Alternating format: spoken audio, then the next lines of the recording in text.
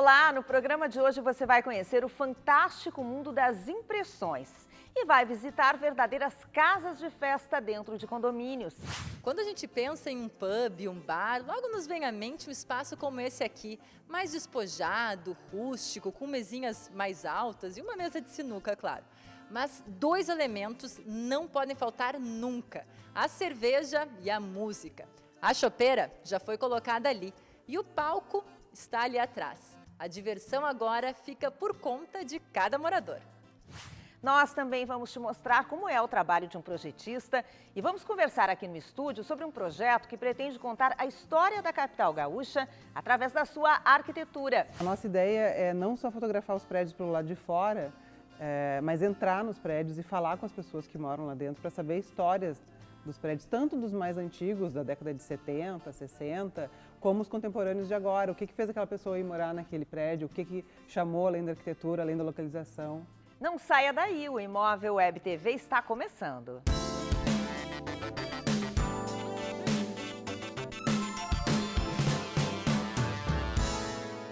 As impressões podem transformar quase tudo na sua casa, das almofadas até as paredes. Em vez de comprar um quadro de uma loja, por exemplo, você pode optar por uma impressão personalizada.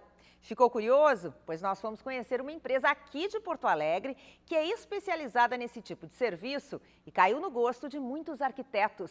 Olha só. Exclusividade e personalização. Essas duas palavras nunca estiveram tão em alta. Na moda, na decoração, na arquitetura, todo mundo quer algo que seja único. Pensando nisso, dois arquitetos criaram uma empresa de impressão de materiais que oferece produtos com o gosto exato do cliente. Hoje em dia no mercado, tu vai comprar alguma coisa, sempre vai ter, tu pode comprar e todos podem comprar aquele mesmo produto. O cliente tem uma ideia, o arquiteto vai nos trazer essa ideia, a gente vai reproduzir aquilo e vai ser único, porque a gente não vai expor aquilo para mais ninguém. A demanda chega por e-mail pelo arquiteto. O pessoal responde com a forma como o produto vai ficar e recebe a confirmação do profissional para dar sequência. Daí o projeto vai direto para a impressão, que é feita na sala ao lado. Os tecidos são o mais usado hoje é o canvas, que é para reprodução de quadros. A gente foi em um apartamento conhecer de pertinho um desses projetos. E esses quadros que vocês estão vendo aqui atrás não foram comprados em lojas, não. Eles foram feitos exclusivamente para o projeto deste ambiente por uma empresa especializada nesse tipo de impressão. Um dos pedidos era que o quadro tivesse a identidade do usuário, né? E no caso que é um jovem, é um adolescente jovem, então a gente trouxe para dentro do projeto um pouco mais de cor e brincou com os elementos. Que nesse caso aqui foram esses quadros, que eles têm assim as cores bem vivas, bem fortes, bem coloridos, que se contrastam muito em relação ao que foi feito no restante do quarto. Então a gente manteve ainda uma base neutra, mas com alguns destaques, predominando as cores de cinza, que são elementos, são cores neutras dentro da arquitetura, e brincou muito com as cores nos adornos. Além dos quadros, adesivos personalizados foram usados no roupeiro e na escrivaninha, que ganharam cara nova de forma bem rápida. São elementos chaves que tu pode imprimir a personalidade da pessoa nesses elementos do teu cliente. Tu não vai ter sujeira, não são elementos que vão te trazer sujeira para tua obra, não vão te trazer tempo de espera grande, é coisa de 1 ou 2 dias de produção, 4 no máximo no caso dos quadros. E assim, o custo-benefício vale muito a pena. E se você ainda tem alguma dúvida em relação ao uso dos adesivos, a Letícia garante que eles são uma boa opção. Muita gente acha que adesivo não é uma coisa legal, que não vai ficar de acordo com um projeto um pouco mais requintado. Fica sim, dá para ser usado, isso vai muito do profissional. Se a pessoa tiver criatividade, tiver uma boa referência, a gente consegue fazer trabalhos impressionantes com adesivo e com impressão em tecido.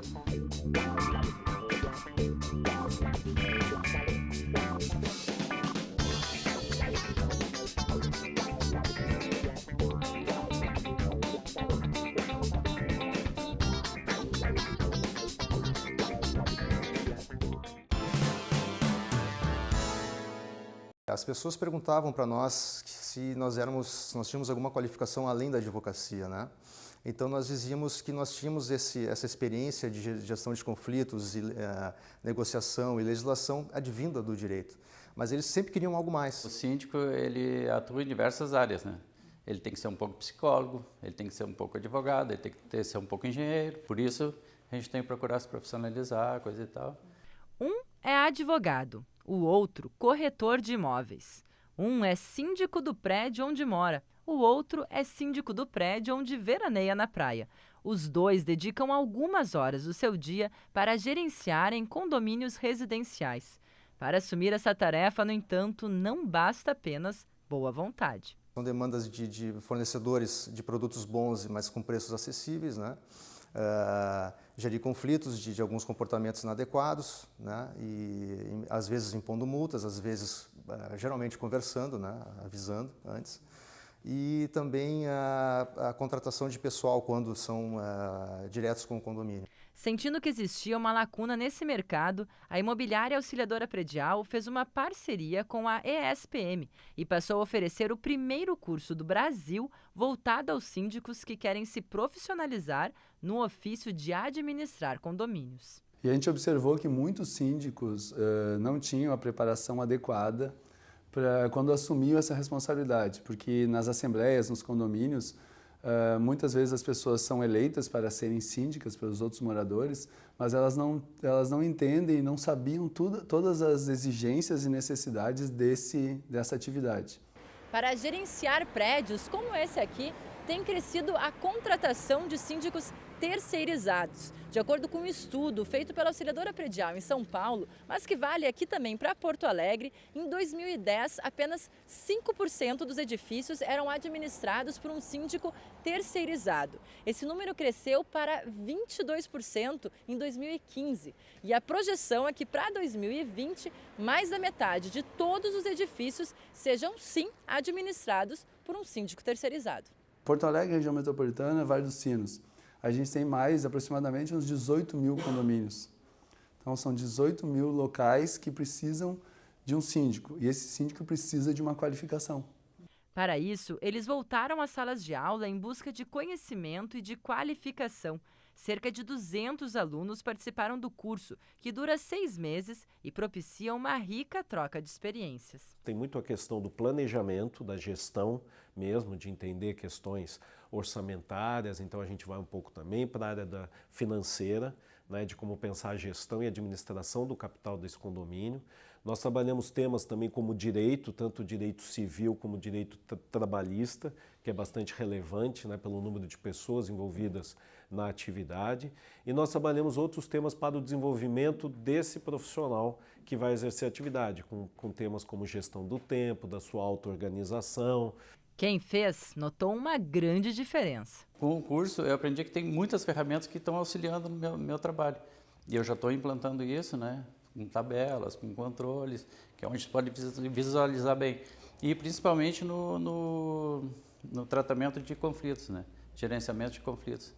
E um condomínio bem administrado é garantia de valorização do próprio edifício. O condomínio que funciona bem é a valorização do patrimônio, né? O assunto da nossa entrevista de hoje aqui no Imóvel Web TV é um projeto que pretende contar um pouco da história de Porto Alegre através da sua arquitetura. Uma das arquitetas que teve essa ideia, a Aline Cherubini, está aqui com a gente, vai nos explicar um pouquinho do projeto Prédios de Porto Alegre.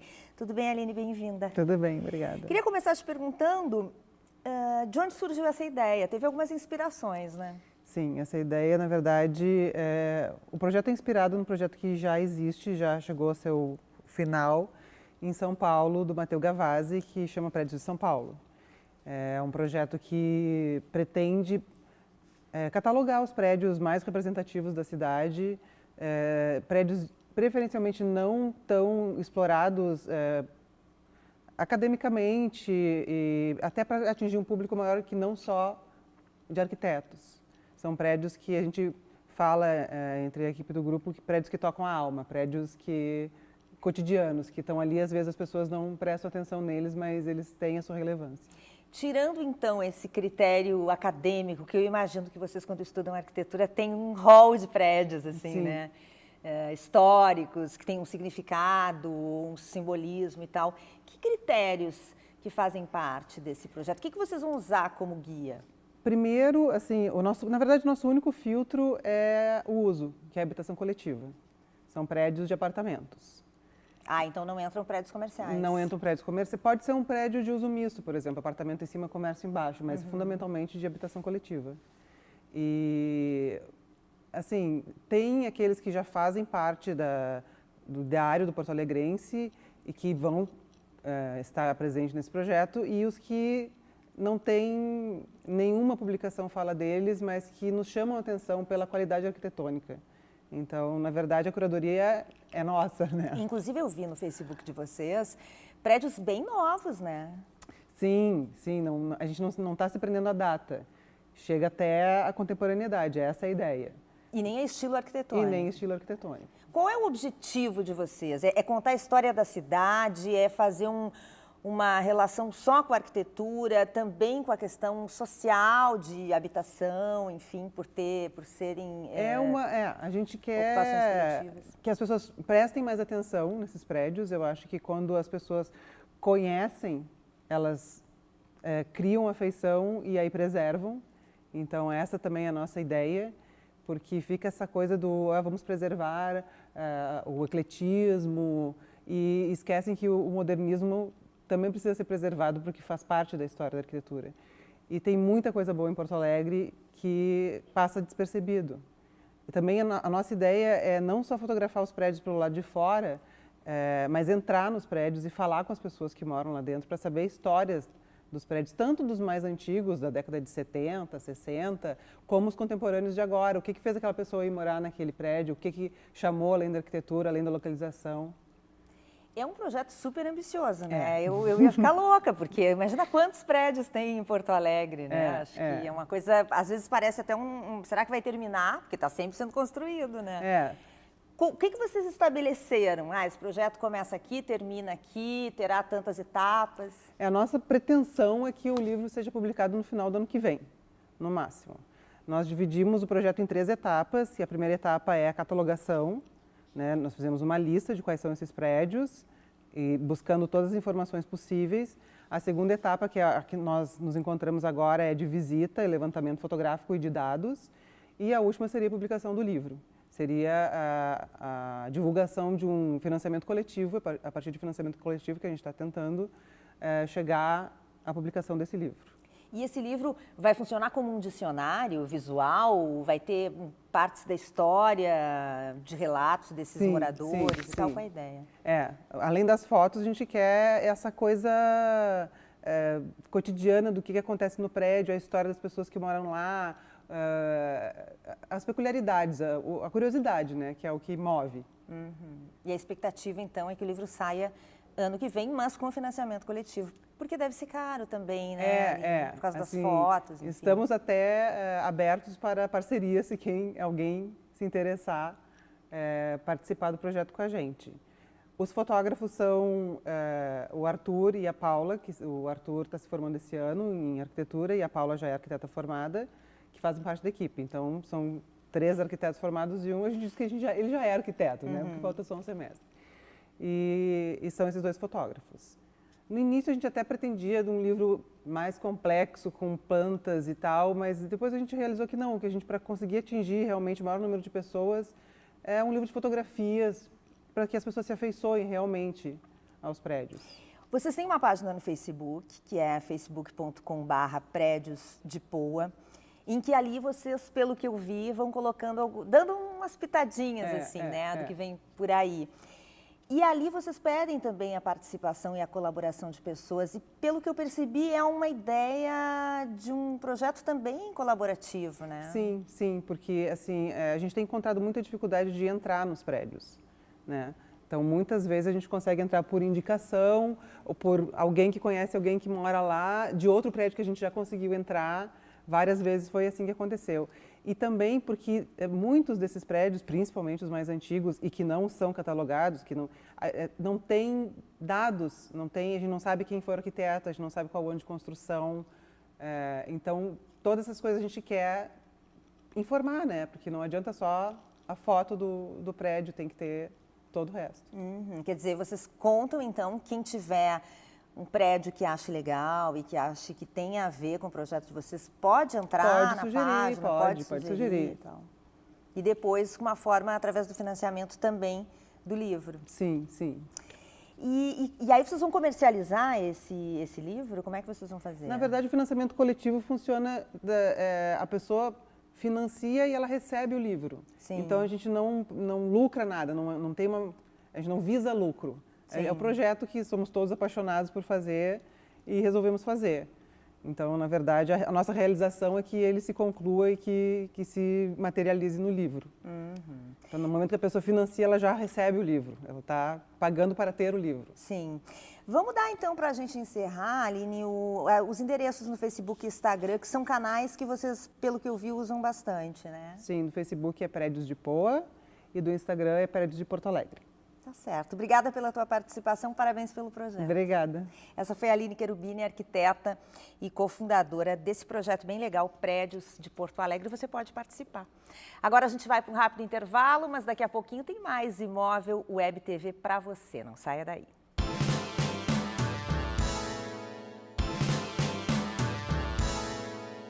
Estamos de volta com o Imóvel Web TV. Você sabe o que faz um projetista? Em lojas de imóveis planejados, a presença dele é muito importante. Nós vamos conhecer como é o trabalho desse profissional. Depois de ter comprado um apartamento no litoral, Eduardo ficou na maior dúvida sobre como projetar o interior do imóvel. Só o que ele sabia era que queria algo clean e moderno. Foi então que procurou uma loja de imóveis planejados e se encantou com as possibilidades que surgiram. Nós não viemos com um projeto nenhum, nem com um arquiteto. E aqui nós obtemos isso, né?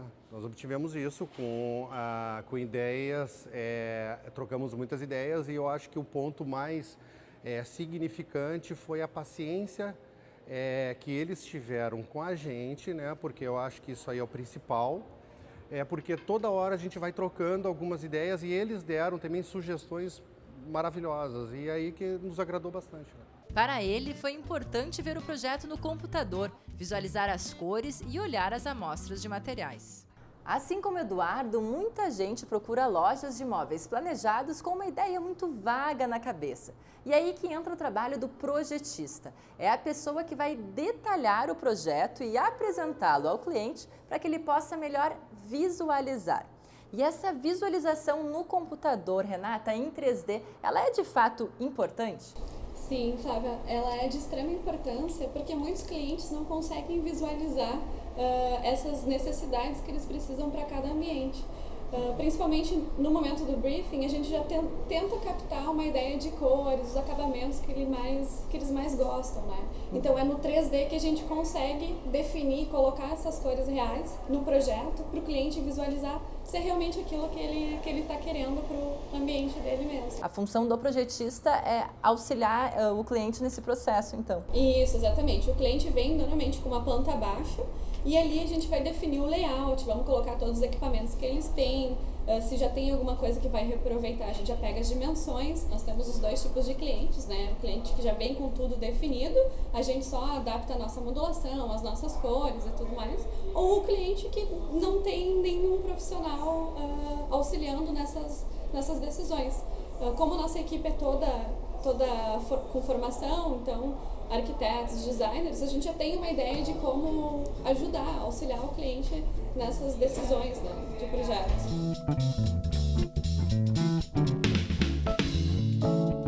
Os condomínios clubes estão chegando com tudo aqui na capital. A infraestrutura é super completa e agrada a todos os gostos. Tem até pubs, ambientes bem mais descontraídos que os tradicionais salões de festa.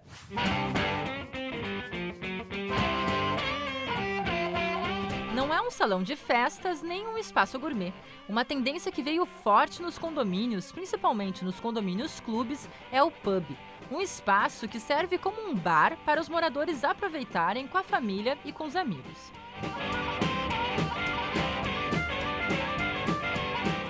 É uma tendência bem forte que está surgindo nos condomínios clubes, justamente para incrementar essa infraestrutura de lazer que, em geral, já é entregue bem completa. Então, a ideia do espaço pub é fazer um espaço mais íntimo, com mais privacidade para quem for fazer um evento nele e aí com toda a infraestrutura necessária para a pessoa simplesmente trazer os seus fornecedores e dar sua festa com privacidade. Para replicar a outros empreendimentos, a ideia é manter essa atmosfera moderna e despretensiosa de um bar mesmo. Quando a gente pensa em um pub, um bar, logo nos vem à mente um espaço como esse aqui, mais despojado, rústico, com mesinhas mais altas e uma mesa de sinuca, claro. Mas 2 elementos não podem faltar nunca: a cerveja e a música. A chopeira já foi colocada ali e o palco está ali atrás. A diversão agora fica por conta de cada morador. O espaço pub, quando nós concebemos ele conceitualmente, nós imaginamos um espaço mais aconchegante, que remetesse, por óbvio, aí aos pubs londrinos, com tudo que caracteriza esses espaços, né? Então, o uso expressivo de madeira, a chopeira, um espaço de jogos, um tablado para quem quiser trazer a sua banda, enfim, sem grandes preocupações. Então, acho que a gente conseguiu aqui no pub do Arte Bela Vista conceber um espaço muito diferenciado, como vocês podem ver, ele tem uma infraestrutura muito completa, com um pé direito diferenciado, uma condição com relação ao empreendimento de muita privacidade. E não é só aqui não. Nesse outro condomínio, o espaço pub também foi projetado na infraestrutura de lazer do prédio. A gente não procura um simples salão de festas no empreendimento ou no condomínio. A gente procura uma experiência nova. Isso é uma coisa que a gente procura muito proporcionar isso às pessoas.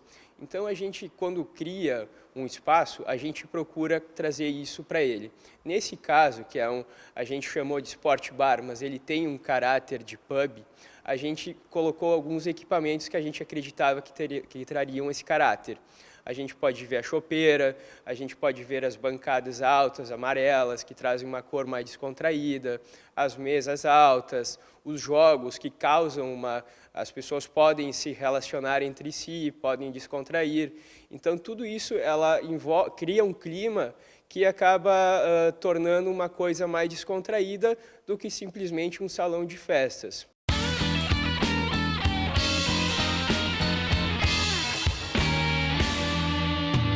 Não só jovens, mas famílias inteiras aproveitam as atividades que o local propicia.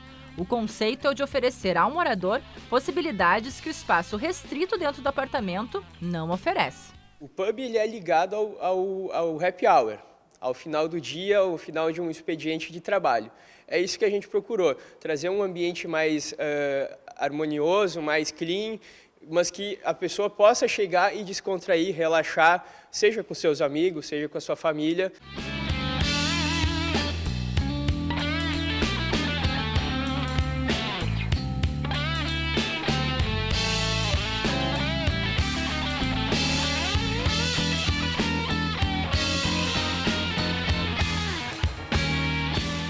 A gente fica por aqui. Não esqueça que você pode conferir este e outros programas na nossa página do Facebook. O Imóvel Web TV volta no sábado que vem, às 10h30 da manhã, aqui na tela da Band, com reapresentação no domingo, depois do Canal Livre. Vou estar te esperando. Até lá!